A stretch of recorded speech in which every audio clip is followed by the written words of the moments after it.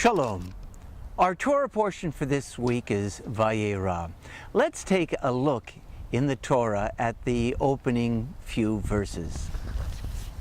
Vayeira elav Adonai be'elonei Mamre v'hu yoshev petach ha'ohel kechom hayom vayisa enav vayar v'hine shlosha anishim nitzavim alav Vayar vayaratz likratam mipetach haohel v'yishtachu arza vayomar Adonai im na matzati chen be'enecha al na ta'avor me'al avadecha.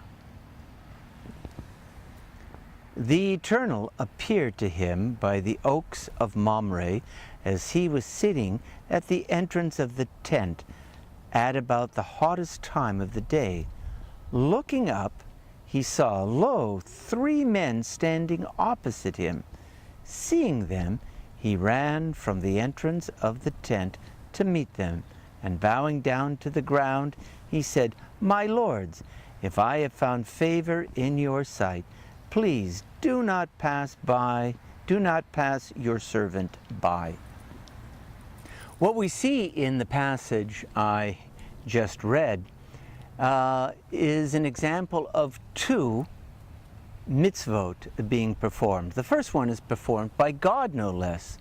Abraham, in last week's Torah portion, was circumcised, and he was recovering from his circumcision, and according to tradition, these 3 entities, these 3 men or messengers in the story, were sent by God to visit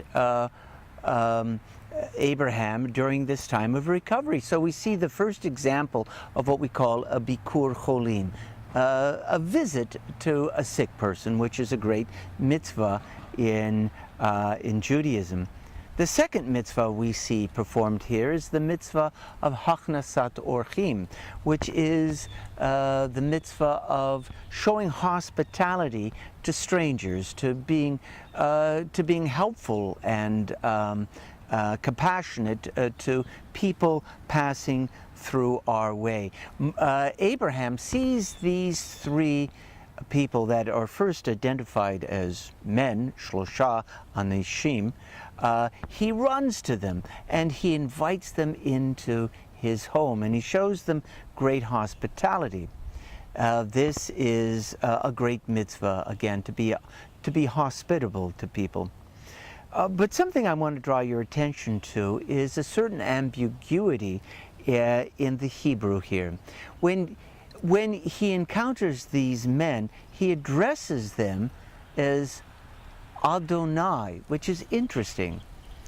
The passage opens up, Vayeira alav Adonai, and that definitely is God there. The word Adonai definitely, and it's spelled Yud He Vav He. We call that the tetragrammaton that's in Hebrew. It says here, God appeared to him, and then all of a sudden we don't see God, we see 3 men. And what does Abraham, or how does Abraham address them? He addresses them as Adonai, spelled in a way that means my lords. The word in Hebrew for Lord is Adon. Now that can refer to God, or it can refer to another human being for whom you have respect. If I bump into somebody in a street in Israel, I will say, Slicha Adoni, excuse me, my Lord. That's how you say it in modern Hebrew. Technically, from a grammatical point of view, it is perfectly correct to address a group of men, of mortals, as Adonai, my lords. But then again, you don't know whether, when you use that word, whether you are addressing a group of gentlemen, of men of good character, or you're speaking to God. It's ambiguous. And I believe the ambiguity teaches us something here. I believe that Abraham wasn't sure whether these were angels from God or they were just normal human beings. It didn't matter to him. I think by addressing them as Adonai, which is also a term to address with which to address God, he recognizes that every human being has that spark of God within him or her. And what I take away from this passage is that Abraham treated every human being as a divine being, someone with some sparks of divinity. And maybe that's something that we should take to heart when in our relationships with each other, to recognize that each one of us is made in the image of God, and to treat each other in a civil, just, and compassionate manner. Well, I hope that you will read this week's Torah portion and come to your own conclusions. Shabbat Shalom.